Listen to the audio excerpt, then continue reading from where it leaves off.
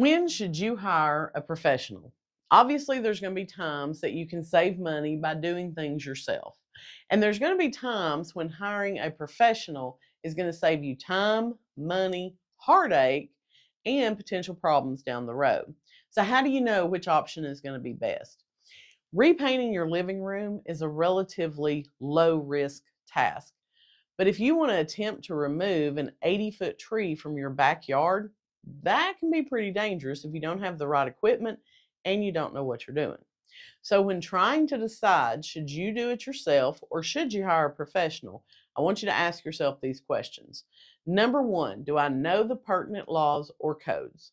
Number two, do I have the time? Number three, is my time worth more than what it would cost to pay a pro? And I'm going to give you a great example of that. For me, it was getting a housekeeper, getting someone to come in once a week to clean my house. My time is very valuable to me. And I've actually had somebody to come in and clean my house for probably about 10 years now. That was one of the first luxury spends that I ever did once I started selling real estate.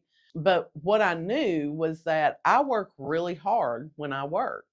And the time that I did take off on the weekend or whenever, and I was at my house, I did not want to spend that time doing the laundry, mopping, dusting, sweeping, doing all the things.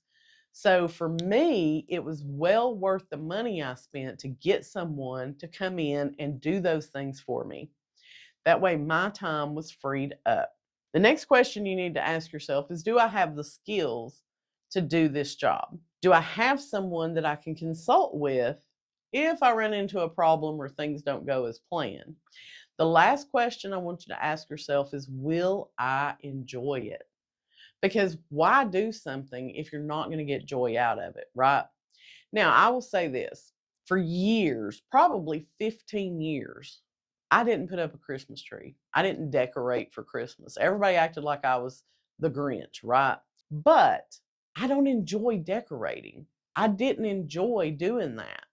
Anywhere I went, I could see Christmas lights. I could see a Christmas tree. I could see the decorations. I didn't need to have it in my house, especially if it wasn't something that I enjoyed doing. Now, I have a granddaughter. Y'all have heard me talk about Venus.